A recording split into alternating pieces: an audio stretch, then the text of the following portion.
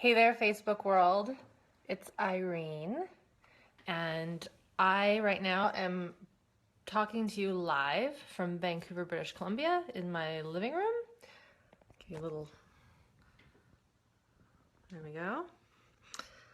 And I just am going to make sure, first of all, that you can hear me and this is coming through nice and clear because sometimes there are delays. And as I wait for that, I'm also going to wait for some people to come on board. And it's very possible that you're watching this after I do this live, which is totally fine.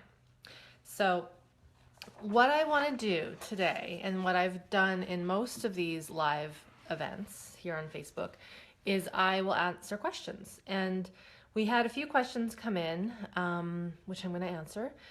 And I also want to talk about sort of this overlying theme that's going on right now in our world. So when I make sure just that we're going good here, Erin, can you hear me? Can you hear me? Can you hear me?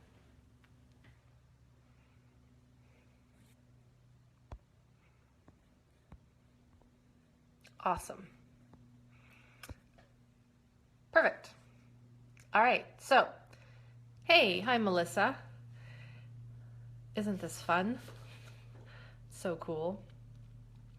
So, my name's Irene Lyon, and I am really, really interested in this concept of nervous system health. And I'm going to give you a quick little synopsis of how important this is as we talk today. But also, you know, a few years ago, I was talking to someone who was actually not in the healing world. She was helping me with my website and trying to figure out how to, I'll be honest, promote what I do, because this is my job, this is my livelihood, and I love it. But she said, you probably shouldn't put nervous system on your website, like front and center.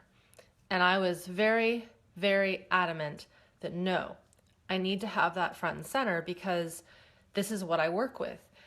And she sort of said, well, no one really knows what the nervous system is. So I'm worried that if you have that there, it's going to confuse people. And as you know, this group is called Healthy Nervous System Revolution. Hey there, Sally. Hey, Leanne. People are joining. And I said, no, we're keeping it as is because a long time ago, nobody understood what mental health was, and no one understood what gut health was, or immune system health, or mind-body health. And even to this day, we don't really have a clear definition of what that is. So I said, no, I want to stick with this nervous system health idea because it's very important, and I sense this is going to shift. And it's shifting. It's really shifting. People are starting to realize that this is kind of, not to sound corny, but it's like the last frontier in our human evolution. And I am a firm believer of that this is the next piece, the piece that we have to work with. And I've quoted this before, and I'm going to quote it again. One of my main mentors, Peter Levine, founder of somatic experiencing, has said many times that he believes that true human enlightenment will not occur until every single individual on this planet has a regulated nervous system. So that's like a big friggin' job, right, for us to get to that point. And my attempt here in this group is to obviously just hit this home in as many different perspectives and lenses and angles that we can, and for you guys to really start to, whether you work with me a little more intensively or you're just in this group, doesn't matter, that you have this energetic knowing that's steeped in your biology that you do have a nervous system, that without it we would be dead, right? We can live without parts of our brain, we can live without our eyes, we can live without hearing, we can live without parts of our limbs and organs, but we cannot not have our our stress responses, our fight, flight, freeze mechanisms, the parts of our body that signals when to wake up, when to go to sleep, how to digest our food, how to connect with other human beings. This is why when we get unwell, when our nervous system gets sick, our digestion does go off, our ability to connect does go off, our ability to properly use our higher brain stops working, because our physiology is just going nuts in the stress chemistry. So that is just a little preamble. Very important that we learn this, study it, practice it. And I'm going to answer a question first from Martha. Martha, I'm not sure if you're here live right now. Let me just grab some more water. It's very dry right now here in Vancouver. It's super cold. So I've got tea and water that I'm sipping on. Hey there, Maurizio. So I'm going to read this question and then I'm going to kind of riff on it. So Martha asks, Dear Irene, this is probably at the forefront of a great many people's minds at the moment. When we're already struggling with a hypersensitive, dysregulated nervous system, how on earth does one cope in this climate of extreme fear, distrust, anger, and violence? Being an empath, it's just too much to bear at times. How, in practical terms, can we do our best to avoid a complete overwhelm or dissociation when it is very painful to be in the world right now? Even I imagine for those who are not dealing with hypersensitivity and a dysregulated nervous system. So this is a good question. And as I look this way, you guys, just so you know, it's because I'm looking at a screen just to make sure there's no other questions coming in. So that's why I keep looking that way.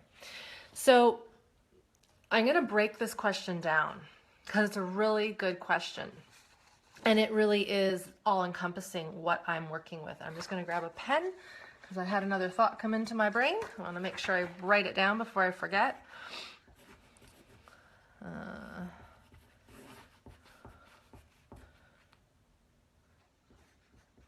Okay, thanks for bearing with me there. So I want to address this idea of being an empath. I actually don't believe there is such a thing. I don't. Same as I don't really believe in the terms introvert, extrovert. I know from working and seeing people heal deep traumas and getting their nervous system back that we are all empathetic. We all feel. We are all intuitive. We are all hypersensitive depending on the situations that we're in. Being a female, which I am, and all the females here, we have very ebb and flowing hormonal cycles, right? That's why we have menstruation. That's why we can give birth to babies. We become more sensitive at different times of the month because we're supposed to. We're supposed to be more tuned to our senses and tuned to the things in our body so that we know when we're fertile, when we're not, when we need to rest. And males also, you guys are empathetic. You're deeply feeling creatures. We're all human and we're all feeling, and our higher brain and our capacity to connect. And the reason we're so addicted to social media is because we want to connect. It is our evolutionary way of, this is just what we are, right? One of the reasons, so this question is a big question, so I could spend the 60 minutes talking about this one, so I might do that. But the reason why babies come out of a woman's vagina and is born so helpless and so febile is because if we were to birth our babies with full developed brains, they wouldn't get out. That's just a natural thing. And so because of this whether it's evolution or whether it's something else, we are in a situation when the babies come out of the female, they're not developed. And because of that, we have to learn how to develop. We have to learn how to, we learn by being in an environment to evolve, to get this frontal cortex bigger and more juicy. We don't come out like a fawn or a calf, just popped up onto our legs and knowing how to suck mom's teats and eat the grass and do all these things. We don't have it. So we're really interesting creatures in that we need a lot of work at the beginning to become healthy. We're not born, when we're born, we have the capacity to be healthy or not. So I wanted to just touch on this question. For those of you joining right now, I'm answering a question from Martha, and she's asking about how to be an empath in this situation, this climate right now in the world. How does one cope? So the overlying answer to this, Martha, is that we need to work towards becoming healthier in our nervous system physiology. And I know that's a very broad stroke answer, but it's the truth. This means, in my opinion, from what I've seen in the work I've done, the number one thing to start with is education. We have to understand what actually our nervous system is. How was it formed? How wasn't it formed? What are the factors that go into building it up again in a way that is strong and adaptive and resilient? And many of us didn't get that. We didn't get this baseline foundation at the beginning. And if that's the case, we then have to relearn. We have to wire together connections that were dangling from the start. If you think about electrical wires that aren't producing light, if they're just kind of tattered and half connected, we need to teach a person how to find those connections again. You could turn the light switch on all you want, but if the connections aren't there, there's going to be no light, right? So that is one little analogy or metaphor, whatever you want to call it, to some of us have been born without our connections wired together properly. Therefore, we try to turn the light on and do things, and it just doesn't work. Or it kind of works a little bit, but then it doesn't stick. So the first thing to work with in this world that's got so much chaos right now is to get back these foundations, to learn. And the other thing is that this violence and chaos and fear, it was there a long time ago. Nothing has really changed. And you might want to hang up when I say that, I don't know, but it's going to be a very vivid example. But I grew up in an animal hospital. Some of you know this. I wasn't in the animal hospital. My parents were both veterinarians. And one of the more common problems that I had to help with, because I worked there, was abscesses. Animals would get bit, right? And then because, they've got all this fur, you don't see the wound. And if they don't clean it properly, an abscess festers, and then the client doesn't know that it's there until it's like really big. And then you have to bring it in, and then you have to lance it, and there's all this gross pus, and it's yucky, and you've got to clean it and snip some of the, like it's a general medical procedure. What's happening right now, I believe, with all of the fear we're seeing and the anger and the violence, honestly, it's been there. It's been in this like abscess thing. And what's been occurring over the last 6 months, I believe, is we finally lanced that sucker. We finally lanced it, and the pus is just oozing out. It's coming out, and it stinks, and it's gross, and you don't want to look at it, and it might make you want to hurl, right? And this is what's occurring, We've had genocides before. They're happening right now. Social injustice problems have been going on forever. I am not American, I'm Canadian. I'm married to an American. Most of my best friends are US citizens. They live in the United States. Many of my best friends here in Canada are from the United States. And there's been the reason I think it's so graphic down there is because the country just didn't get off on a good start. And I don't know US history well, but the fact that it's one of the only countries, first world countries in the world that doesn't have universal health care, right? That's huge. The fact that mothers don't get full paid maternity leave unless they have a very cushy job. That is also very uncommon in a first world country. If we look at these things, that starts to breed the fear. That starts to breed, believe it or not, these emotional qualities within a human being that render them in survival mode.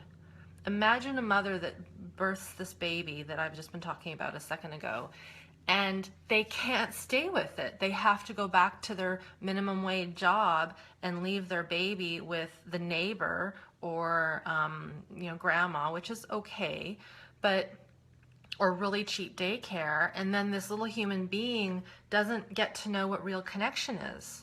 It doesn't get to know what it's like to feed from its own life source. And then poor mother comes home and she's exhausted, and it's just not good. So this has been there for a long time. And what I've started to see as I've worked with people and they get more educated on what their fight-flight responses are, what their shutdown responses are, they start to see the world in a different way.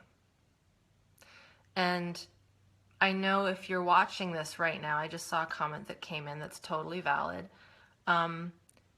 It's like, well, how can just learning about this actually change my hypersensitivity and the intense fear and overwhelm and dissociation that I have? It will not change it overnight. It won't. It takes time. It takes weeks and months to rebuild these nervous system foundations that were never there from the beginning. This is why I was making the reference to the United States and just the lack of care and nurture that that country and its people have had. And this is true of other nations, but it's very, very prominent in that nation. So we need to understand that this is a real thing. Education is the first thing. The second thing that we need to do, Martha, if I come back to this question of how to handle this, we have to feel the pain. We have to feel the emotions. If someone has been not feeling emotions for a lifetime, which is the case for many, we've cut off from our body, from our physiology, we have to start feeling in little drops, little tiny drops. In our work, we call this titration, where we're just little bits of feeling, because if we try to feel too much at once, it can overwhelm our system. It can put us into that hyper overwhelm or shutdown and dissociation. So, right now, even if you're watching this, to just bring your hands to your forearms and just sense the contact of your hands against your skin or your shirt or whatever is there.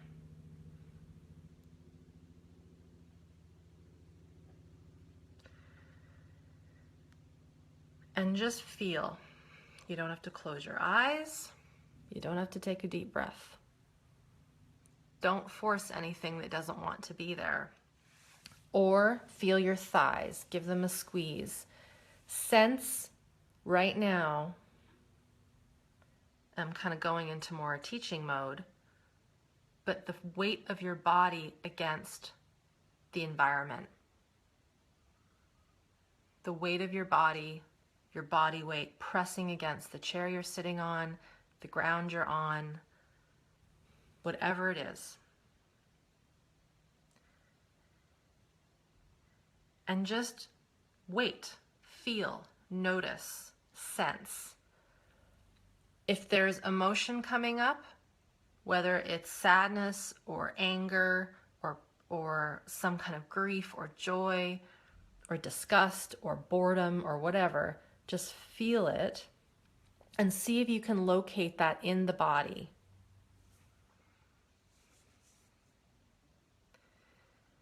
If you feel scared, feel the scared, but reconnect.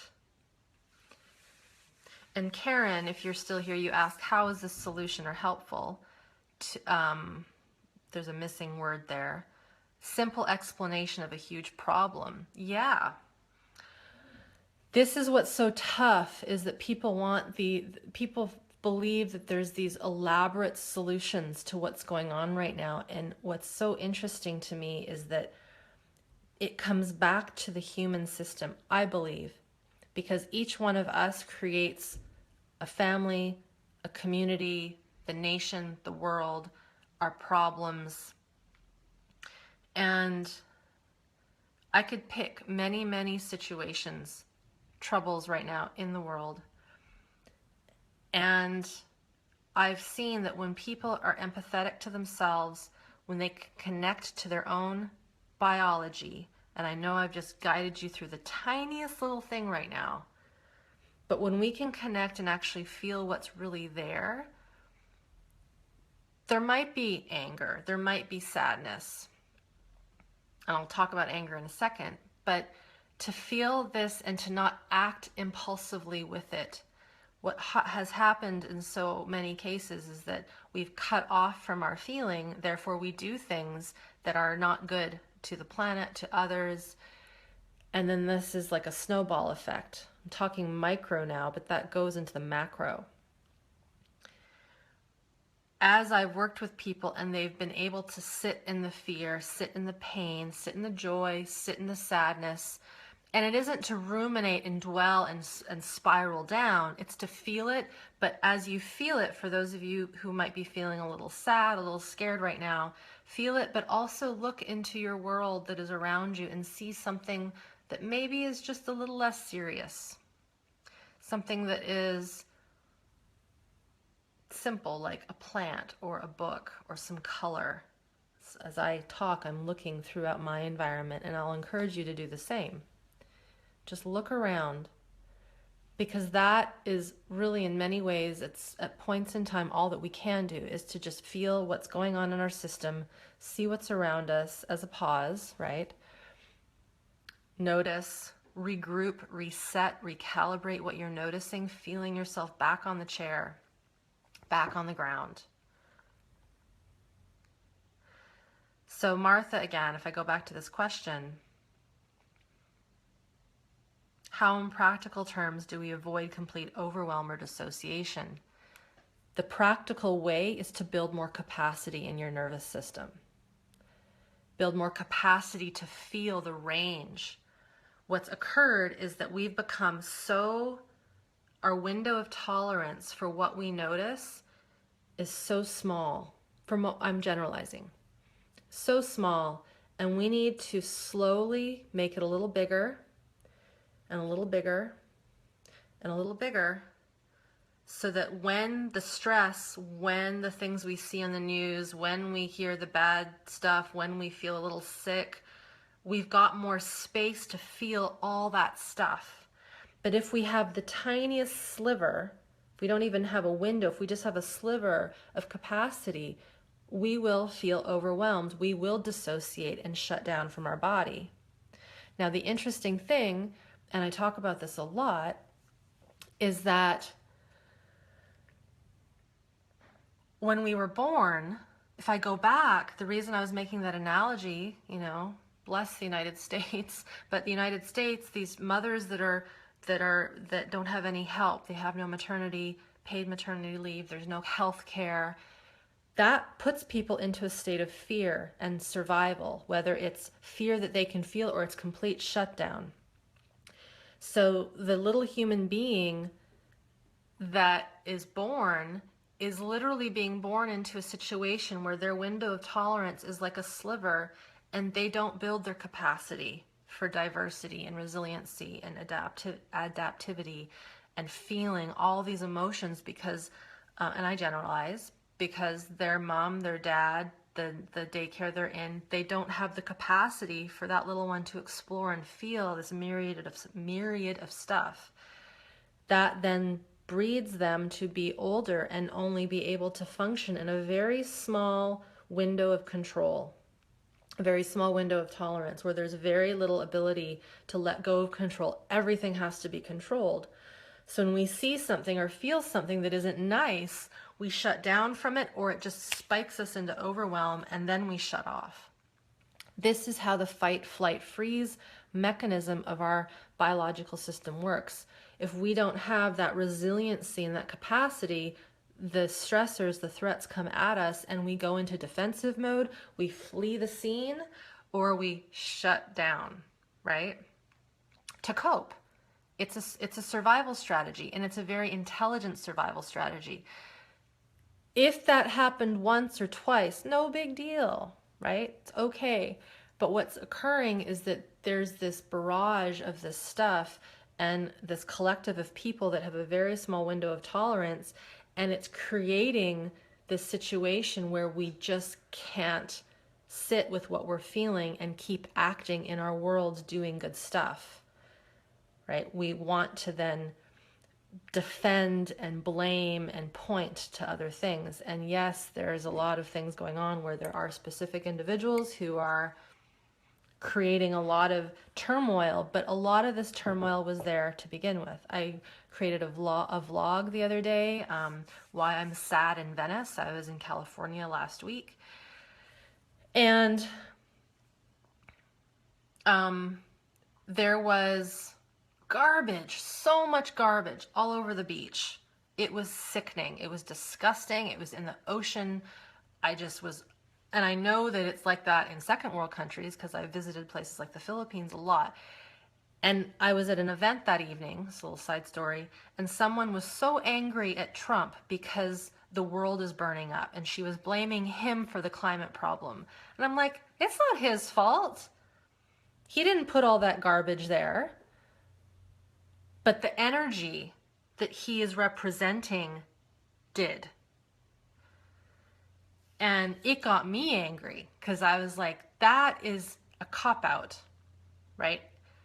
And I can guarantee that the group of people I was with are probably not the people that put the garbage on the beach. But that garbage came from the ocean. Like, it washed up onto the beach because the next day it was all gone. And then the day after it was back. So why am I saying that?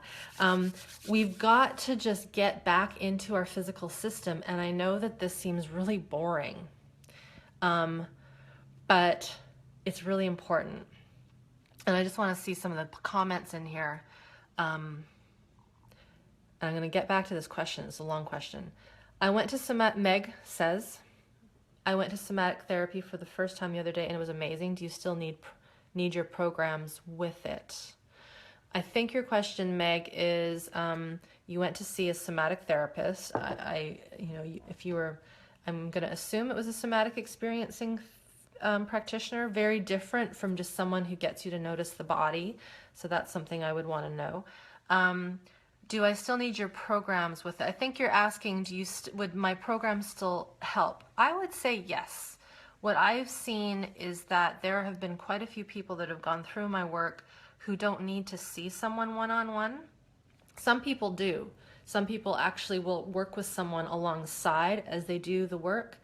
I think the unique thing with what I've put together is that the practical elements, the self-study and the education, you will not find anywhere else.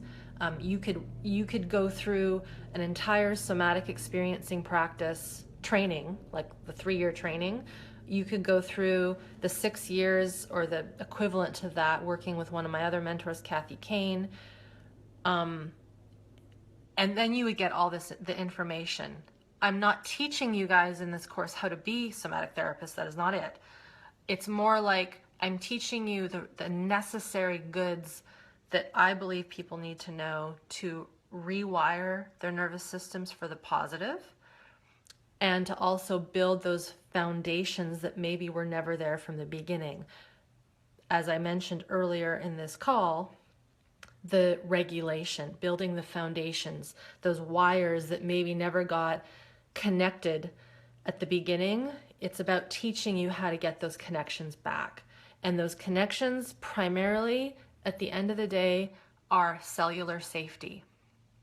Basically, allowing people to feel, or not allowing, but having people learn how to cultivate cellular safety again. Because we can make our environment safe and filled with goodness, but if we are internally terrified and frightened because of early conditioning, our early upbringing, that which is scary in the world is going to feel more scary. This comes back, again, this question, for those of you just coming on, I'm answering a question from Martha. Martha, I bet you didn't think that you'd be the focus of this entire live stream. But she asked, again, I'll come back, how do we deal with being hypersensitive and having a dysregulated nervous system when we have all this fear, distrust, violence? And it comes back to this learning how to put more safety into our internal system. When we are more safe inside of ourselves, that which is unsafe in the environment is less scary, because we can re-regulate and recalibrate and reset our system back to the baseline. It does not mean that we will not be triggered when we see something that we don't like, or when someone challenges us, or when we have a car accident. It just means that our system has bounced back. It has more of that window of tolerance that I mentioned a second ago. And I think too, right now, if I just finish up on that question, I'm just going to scroll back a bit, is that we need to feel.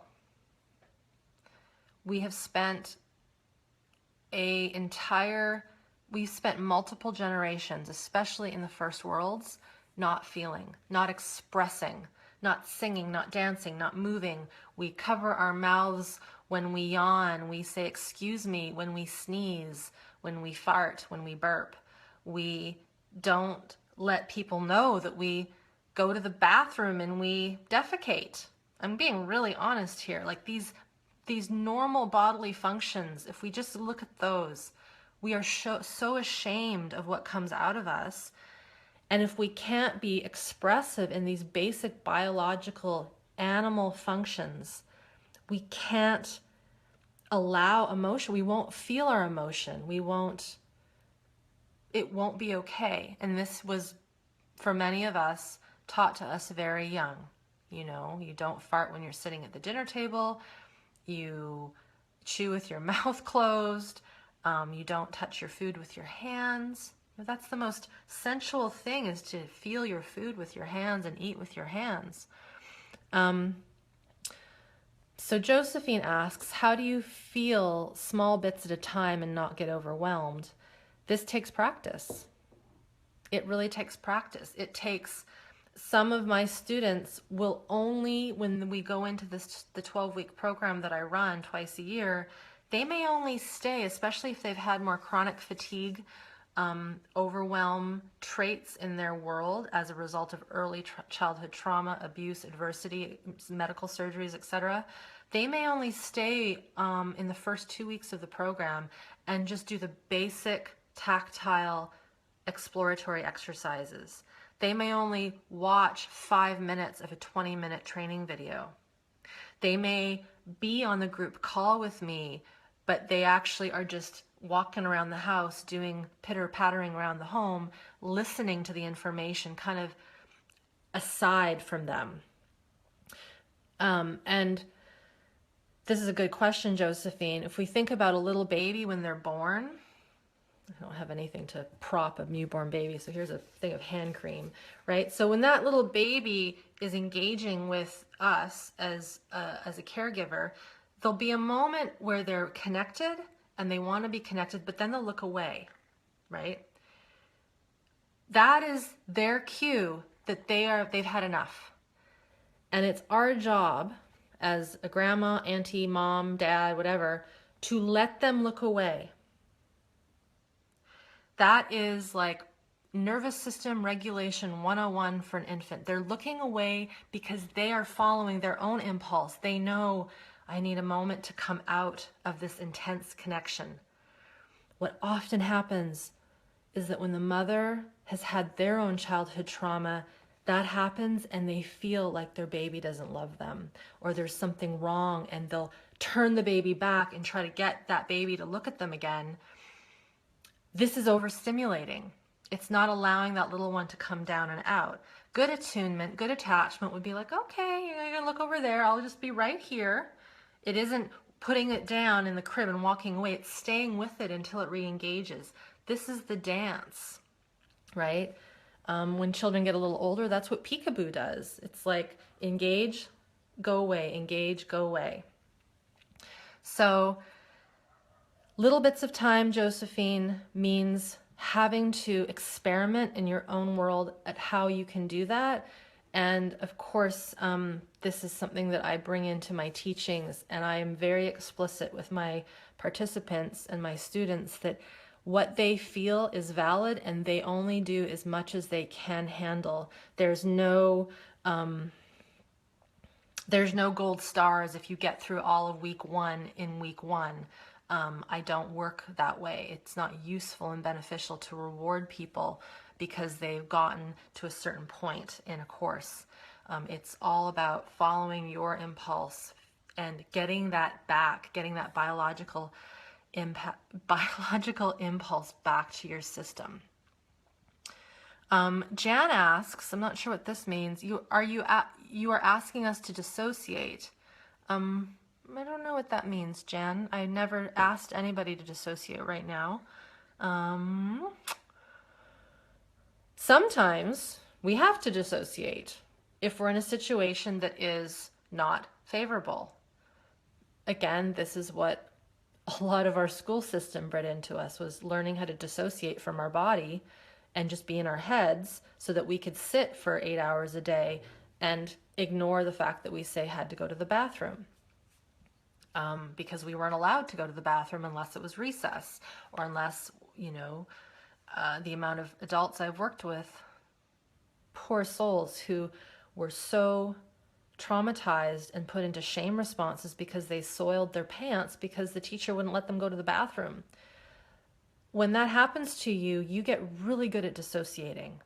You get good at cutting off your biological impulses so that you can survive and not be ridiculed. This follows with us into adulthood. So sometimes we have to dissociate for survival. Sometimes that becomes maladaptive, often.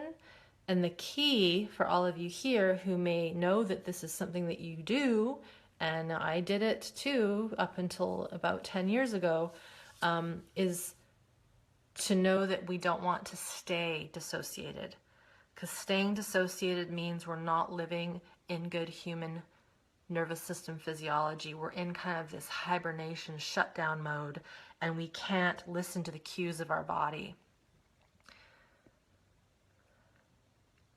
Sally asks, from reading your materials, I learned that nervous system dysregulation happens when we do not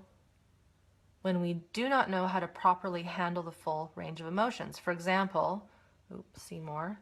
Many of us have been taught to not be angry, to not get angry, yes. At some point, we just can't handle ignoring our anger and sadness. Can you tell us, do your programs help people practice handling these ignored emotions? Yes. Yeah. I have almost 2 full weeks where we're looking at anger and aggression, but we lead up to it. We lead up to it because many of us, if I talk to anger as an emotion, and there's a great article, Erin, if you're still here, if you can post the Anger is Medicine article.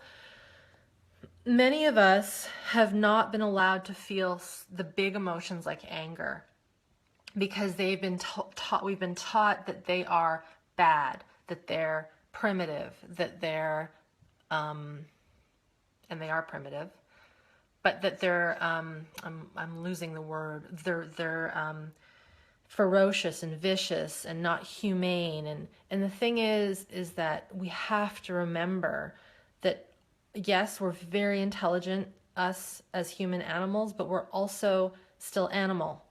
We still have the exact same nervous system that a tiger has, that a lizard has, that a monkey has. It's just that we are more evolved, and we can stop. We can stop that desire, that energy. So if somebody cuts me off in traffic, I'll use a more benign example. The next time something like that happens, you guys, listen to the body, and there will be a spark of energy. That is the anger. The anger is not chasing after the person and honking at them and then cutting them off. That would be rage. That would be a violent act of aggression. Whereas the energy, anger is really a survival energy. It's a primal energy to let you know something just occurred to me, and poof, it puffs you up. You'll dilate your blood vessels, you'll have energy, and it's meant to be felt. What we've been taught is to not feel that stuff. And what happens, Sally, is that when we don't feel that stuff and we bottle it up, like here's a glass, we bottle it and bottle it and bottle it, is that there'll come a point where something stresses us or something triggers us, and then we do act out in violent behavior, in aggressive behavior, in rage-like behavior. This is what creates murder and mass shootings and horrific events. It is the buildup of these survival energies that have never been allowed to express because we've been taught, keep a stiff upper British lip. Children should be seen and not heard. Don't be silly. Don't growl. You're not an animal. These sorts of things. And so these little, if I go back to children, because it usually gets taught to us when we're really young, is that these children come out as these beautiful human animals with all this creativity and exploration, but they're also primal. And in our first world countries, we're really good at trying to condition us, into being these little soldiers. This is what domestication of plants and animals did to us 10,000 years ago. It's what happened in the Industrial Revolution.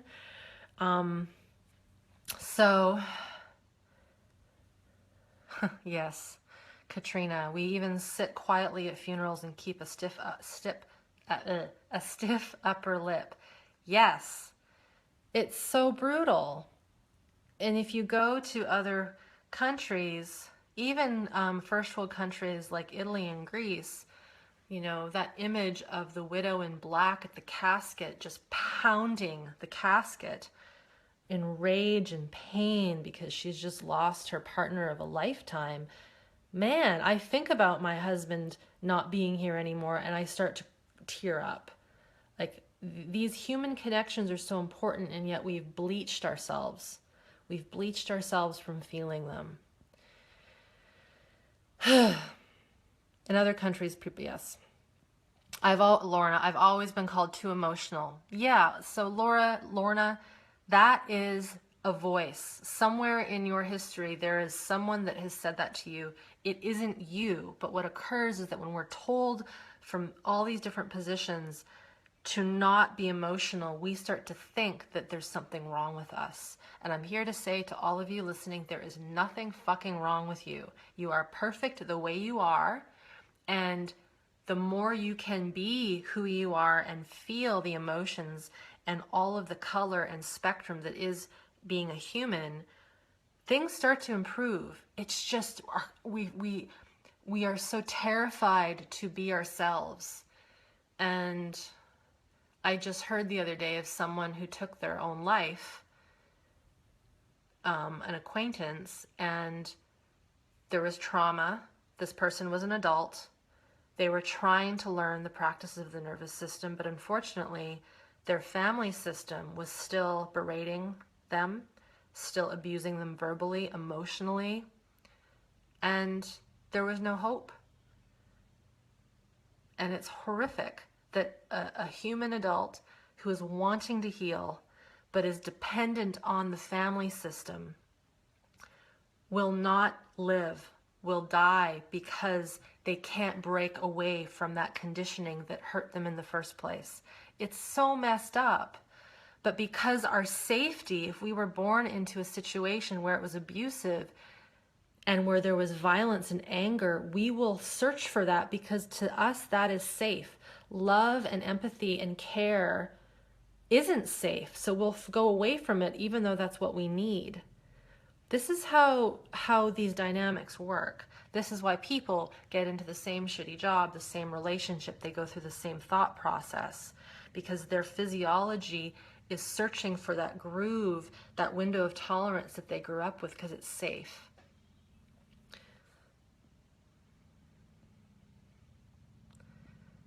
Good, Sally. I'm glad you read the article on anger. Casey, let it all flow out. This is healing. Yes, yes, yes.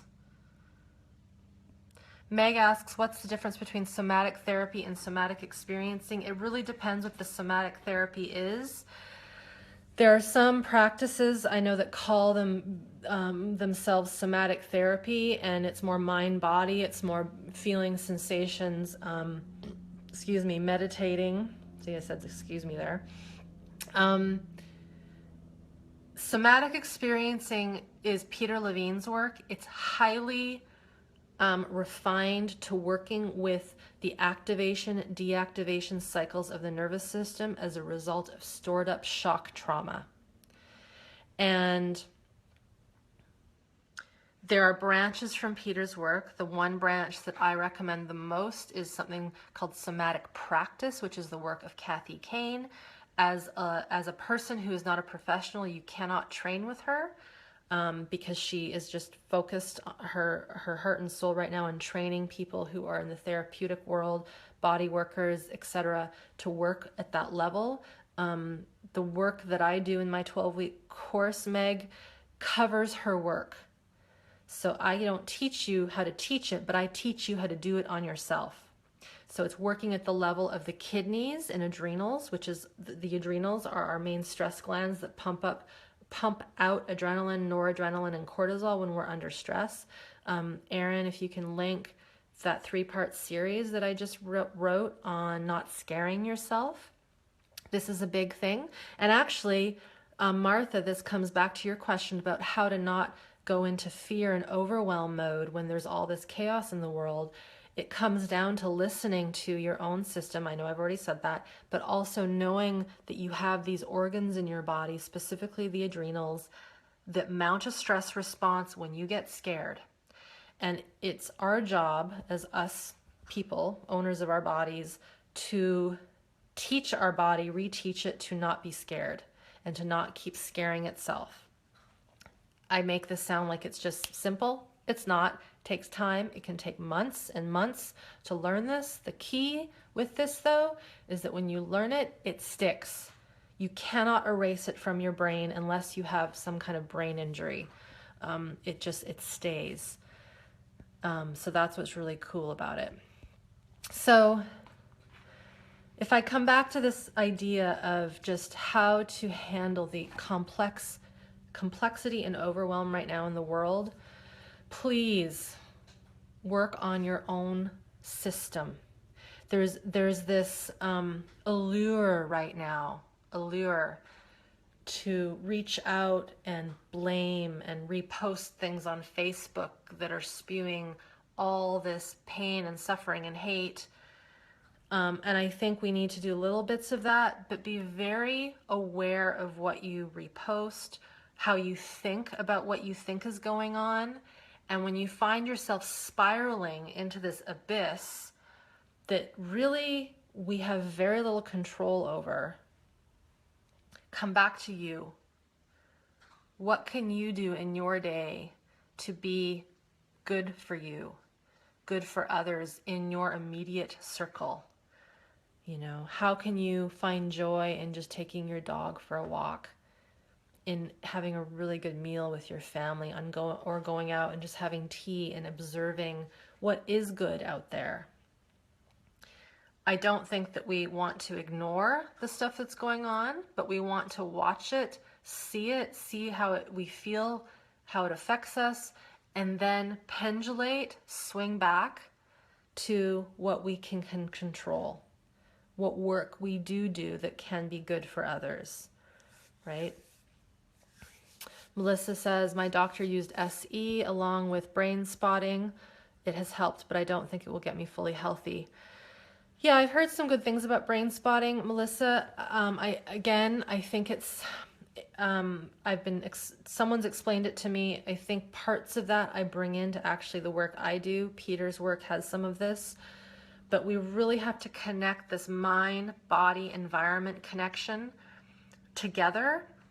And we need to, it comes back to building that capacity over and over and over again. In a few weeks, in about 4 or 5 weeks, I'm going to be doing my signature healing trauma 3-part video training series. Erin, if you're still here, if you can link that up. The first video, I bring in this analogy that so far people love around swimming pools. And you imagine your body like a swimming pool. And the stress that we carry are like these balls in the swimming pool. And when the balls in the swimming pool are packed, the water can't flow. You can't get anything in it, and it's even hard to take stuff out. But when you grow the capacity of the pool, when you make it bigger, those balls, the stresses, the toxic stresses, they have more room to breathe. They have more room to flow. Stuff can go in and stuff can go out. So it's really important when we look at healing and health, this big picture of capacity. How much capacity does a human being have? It's very important.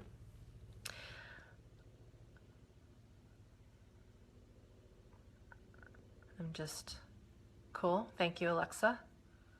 Safety is key. Safety is key. And the other thing too about safety is that many of us never got safety from the start. So if we didn't get safety from the start, it isn't enough to say, I'm safe, I'm safe, I'm safe, repeating as a mantra. This goes back to what I said maybe half an hour ago. We need to rebuild the cellular safety in our biology by improving the capacity that our system has. And potentially, if there were certain triggers and life stressors and trauma events, we have to sometimes work specifically on an event with someone trained to help renegotiate that trauma and take the shock out of the system. Now, the interesting thing is that if these traumas were under the age of 3, they're what we call pre-verbal, which means that we can't think them out of our body. This is why psychotherapy falls short for many people, is that they go to talk therapy. It's nice, you connect with someone, you feel safe generally with this person.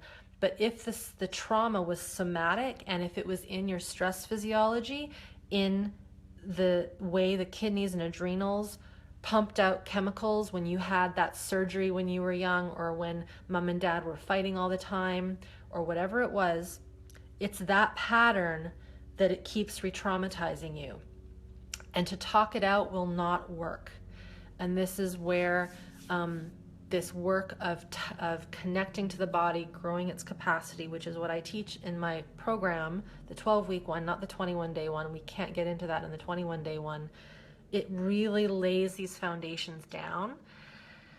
And on that note, there's been a lot of discussion in this group around chronic illness and chronic fatigue. I'm just checking the time. Fibromyalgia, those sorts of things. It's pretty damn conclusive that those sorts of illnesses, chronic illnesses later in life, fibromyalgia, Crohn's, chronic fatigue, pain, chronic anxiety, deep depression, are a result of some form of very early developmental trauma. Does not have to be being physically or sexually abused. It could be being in a hospital as a baby for months because you were a preemie, or because you had a heart problem and you needed surgery, or having, I just see here Laura mentioned near drowning. Many children when they're young will have high fevers, infections, where their system goes into what we call near-death experience state, where the system mounts a reaction. We're about to die. We better get in the forces to cope with this potential disaster. And the little person shuts off because it has to, because it's too much to feel this stuff. What happens is that as that little person ages, their system is kind of caught in this dysregulated freeze, high freeze state, but also high fight flight chemistry, survival chemistry, and they're living together. They're living together. And that chaos is what creates a severe chronic illness. There's been some conversation in the group, and I want to really address this, about other programs that are helping people heal from chronic fatigue, fibromyalgia. What we need to make sure of is that if there was some form of early disconnection, early trauma, early detachment from self, that we're naming that and we're understanding that that is where those wounds maybe got started. And I've also heard that a lot of these programs are all about getting into the positive thinking and retraining the brain to just see the world in a better way, positive, to not feel the intensity that's going on. We need to feel the intensity. If we had any kind of those, any early experience where there was intensity and that's what triggered the path of chronic illness, if we don't get back to feeling that intensity in little doses, titrated doses, this goes back to what I was saying a second ago, we will not reprogram and repattern, and more importantly, build the foundations that we need to have a healthy, regulated nervous system such that the system can heal and no longer have these chronic problems. And I make it sound real simple again. It takes time. I just really want to mention it because there's been a lot of folks coming into this world, my world, who have tried doing these brain retraining, patterning programs, and they get a little bit better, but then their symptomology comes back. I think my sense is that a lot of the reasons these people get better is when you start something new, it gives you hope. And your mind can kind of lasso the emotions for a little bit. It can control what's coming through for a little bit, for maybe even a few years, but then it gets to this point where the system gets friggin' exhausted and it can't keep controlling every single thought that comes in, and then the person snaps back to a symptom, a problem. They have a relapse is what many people call it.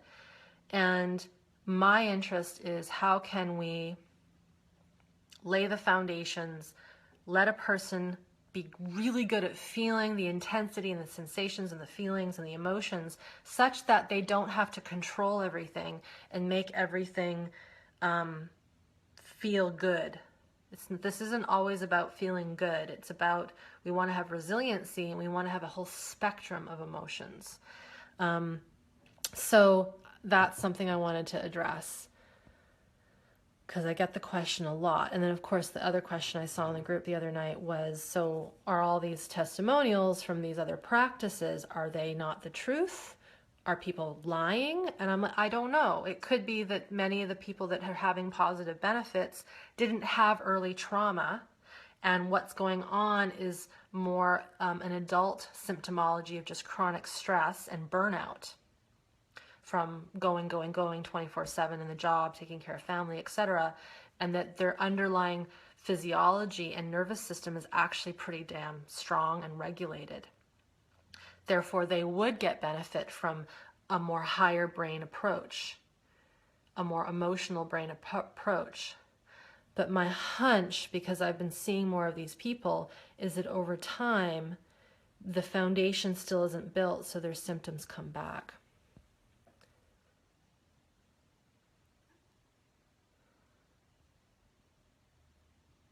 I'm reading you guys. Helena says, I worked with a toddler who broke her arm, got an ear infection, had a seizure from the high temperature, all in the last few weeks. I'm only with her once a week, but anything to do besides snuggles and physical comfort when she wants it? No. I would say lots of connection, lots of safety, telling her kidneys and adrenals, not speaking it, but just the energy of, you know, it's okay, you're safe. And then if she starts doing actions that might seem odd, let her do them, because it could be that this is her way. Kids are great at showing us what they need. What often happens is that they might do something that seems really odd and a parent will just dismiss it, or like, oh, what is she doing? Like, stop that. But if, you know, if the child starts wanting to play doctor and stick something in your ear, granted, it's okay, let her do that, because that might be her trying to get out that aggression and frustration of being handled if she was handled in a hospital. So that's what I would suggest. And then Alexa, true safety from the start. Yes. Yes. She says, I was born 2 months early and traumatized from birth. Right, good question. So the next 12-week program starts on April 4th. April 4th, it's a Tuesday. 12 weeks, we go to the end of June. And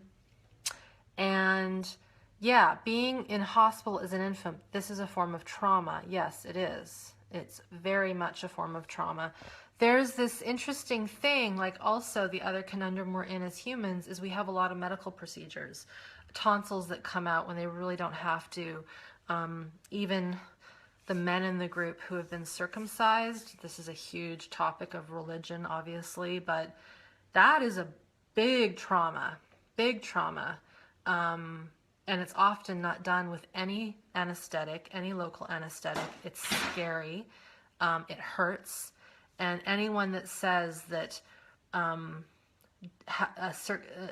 boy being circumcised, that they won't remember that, they remember it. It's just so deeply embedded in their sexual physiology that they can't remember. The interesting connection with that is that my husband has written and talked about this a little bit, as have other folks, is that there's a thought that that is one of the reasons why men have a tendency to be very sexually aggressive. It's like a part of them was mistreated, was mutilated, abused, and there's these impulses in there that want to get out. And I don't have any scientific data to back that up, but I can tell you that kind of early trauma is very damaging to a little person. So just something to be aware of. But even dental appointments, you know, if I know I have had to deal hugely with the after effects of braces, having braces and the pain that caused me, many teeth that got pulled when I was young, and you know, you can't move, you got to sit still in that chair, and it's really tough for some people. So, oh, and Neely had one question. And this question actually doesn't have a big answer. Her question was, could you talk about spiritual trauma? For us, spiritual trauma it's all of it. It's body trauma is spiritual trauma. Emotional trauma is trauma to the spirit. So there really, to me, there is no delineation as to this is spiritual trauma, this is physical trauma, this is emotional trauma. It's all in the same boat. It all comes down to building our capacity, building our ability to feel what's there, titrate in a titrated way, finding connection again with ourself, with others, with the world, staying grounded in our biology. And it's the same with, you ask also, Nile, and chemical trauma, fluid trauma, and the effect of living in a place where the pollution is really big. Obviously, there's a tipping point where our system can actually handle pollution to a certain level, and then it can't. And this isn't my expertise, obviously. If we go to ground zeros of nuclear fallout zones. You can have the most regulated system in the world, but some of these things that we've created chemically in our world are just not matched to our DNA, and our system doesn't know how to get rid of it, which is why there are more cancers and such in places, you know, if we think about Chernobyl and Japan and such. And, you know, our poor fish that are having to deal with the nuclear fallout from Japan. So that is something that is obviously we have little control over, and it's why I think more people try to seek out nature on their holidays and such. But yeah, this is something that, again, it's all about gaining more capacity, more resiliency. I also understand that when we have a little more capacity and a little more capacity to feel, we may actually be more sensitive to things. I know when I was in my 20s, for example, I had no trouble with perfumes and dryer sheets and detergents. And now that I'm more regulated, I actually am a little more sensitive to those things, but not to the point where I go into a downward spiral.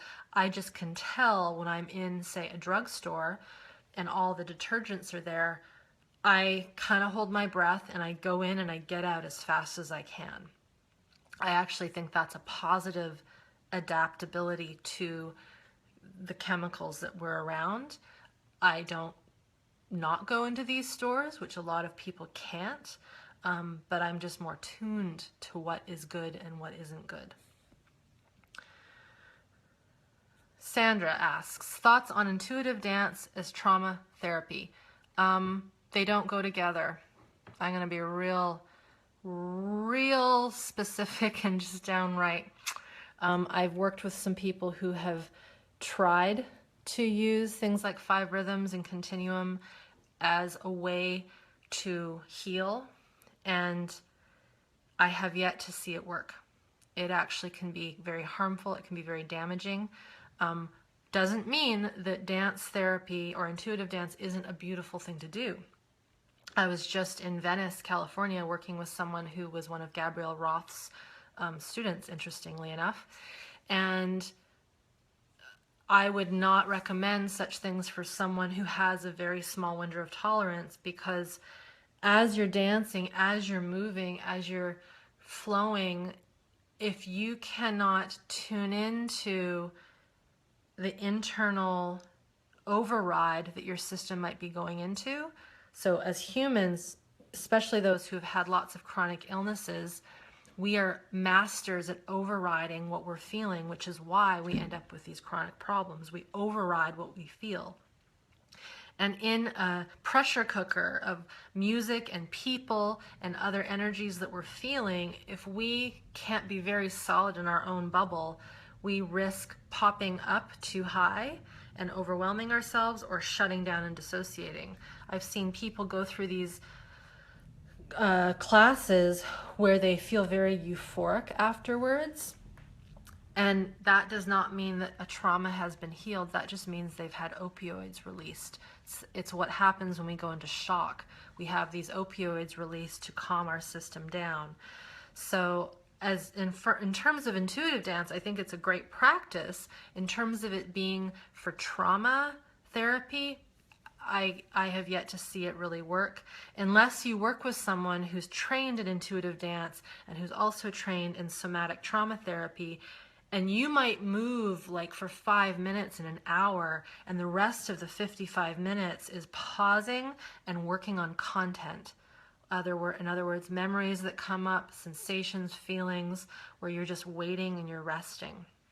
And the same goes with yoga.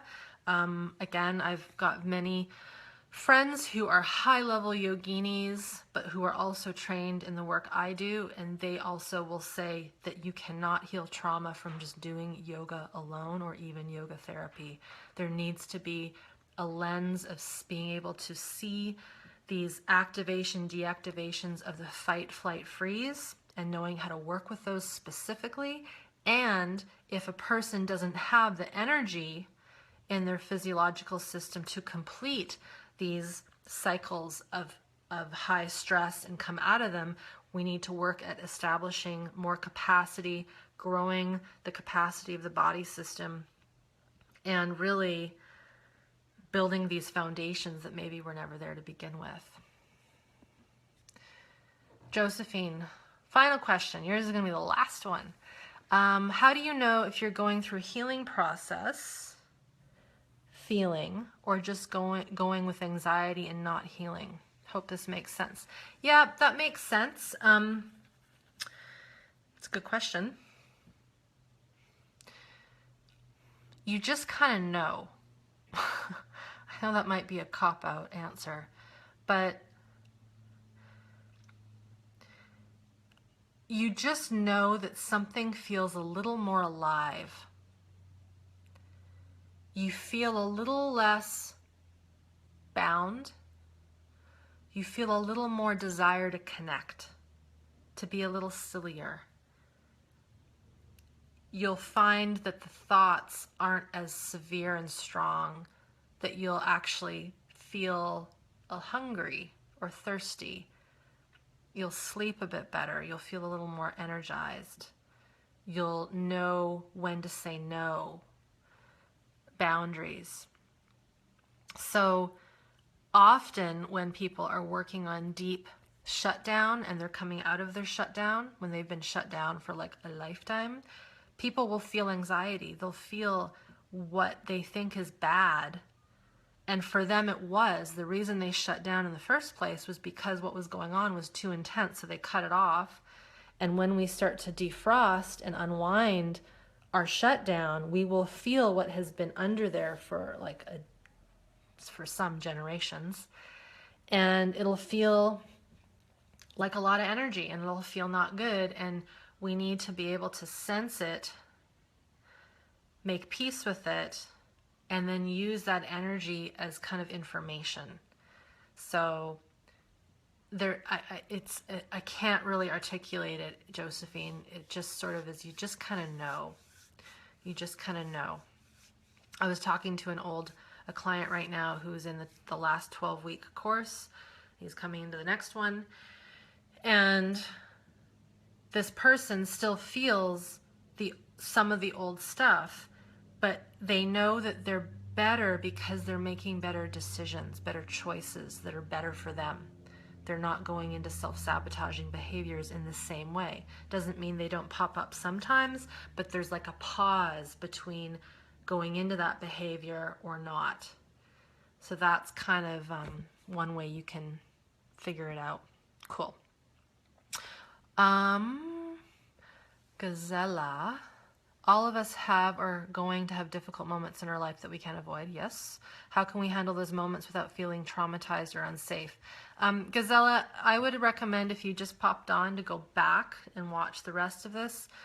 It all comes down to building more capacity in the human nervous system, having more capacity to feel what's there and not get overwhelmed. It takes time. It takes learning about what's going on. I always say the number one thing is education, understanding that what you're feeling, the overwhelm, isn't wrong. It's not bad. It's just what the system is giving you. It's like the platter. It's like it's giving you something that you don't really want to taste, and maybe you sniff it and you taste a little bit of it, and you know that it probably won't kill you because it's healthy food. You're just not used to it. Right? So when we have these intense things, we have to sense and feel and let it digest through us. The thing I will say here, though, is that we have to make sure that the environment we're in isn't threatening, that it isn't unsafe. The work I do with people doesn't work if they do the work and then at night they keep going home to the same emotionally abusive partner, or the same job that ridicules them, or they keep living in the city that they abhor and hate. And for some people, they're bound, like they're handcuffed, because their circumstance is such that they can't leave. And for those in that boat, it's really, really tough to see. So we want to make sure that, our environment is set up as best as we can, and then we can work on on establishing deeper safety in our physiology so that the stressors that come to us aren't as overwhelming.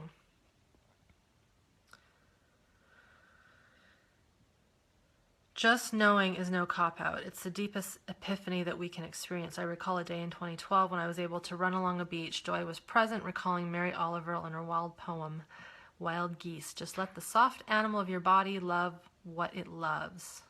You're welcome. Cool. So I'm going to end on one thing. When I was reading this question from Martha, I'm going to go back to Martha, about how to be in this world that has so much anger and violence and chaos, and when we're sensitive and hypersensitive. I know this might seem a bit odd, but try to think of what's going on right now as no different than it was a year ago, 10 years ago, but also think of it in that it is different because your lens is different. The troubles that we're seeing right now in the world, they've been there the whole time. They're just magnified. They're coming out. People are really, I hope to God, waking up. So things have been like that for a long time. It's just that we are different. We're feeling more. So it's feeling more intense. It's feeling more personal. And I think it has to feel personal. If it doesn't feel personal, nothing's going to change because we've been disconnected from things. I think the social media thing is very positive in many ways because we are connecting and seeing what's happening all around the world in a very different way. Before, we could just turn a blind eye and not look at what was going on. Now we're seeing what's going on. We're horrified and mortified by what is going on. And now we need to do something about it. And the first way that we can do something about it is to wake up to it and then focus on us. I'm a big believer in the movie The Matrix. A lot of you know this. In that movie, and maybe review the first movie, at least the first hour if you haven't in a while, they learn that what the world really isn't what they think it is. And we have been living in this in this mask. We haven't been feeling. We've been taught not to feel. We've been taught that everything is rosy and perfect and filled with, and there's lots of goodness. There is, but we're waking up to what's really been there the whole time, and it's frightening for many. And it also can empower us to make different choices. So I'm going to leave it at that. Thank you so much for those of you that are still here. Thank you for those that have listened to this after the fact on the page. I appreciate you, and I appreciate your dedication to learning and taking time out of your very busy day to hang out with me. Like I said, I've got my video training series coming up. It starts on March 9th. I think Erin posted this in here. You can also find it on the page up above. And then I'll be starting my 12-week program again, April 9th for 12 weeks. We've got alumni from past modules coming in. Some people have gone through the program 4 times, and they're still coming back because there's always more to learn. So that's one thing to know, is that you'll be invited into a group of people that are really dedicated to this learning. It's cool. And then the question I often get is, when is the next one? The next one won't be until October. So my little kitty is meowing at me, so I better go. Thank you so much for being here, you guys. Blessings to all of you. Feel your bodies, feel your feet. Look at the sky, hug those that are around you and that you love, and let's keep this revolution going very, very strong. Bye for now.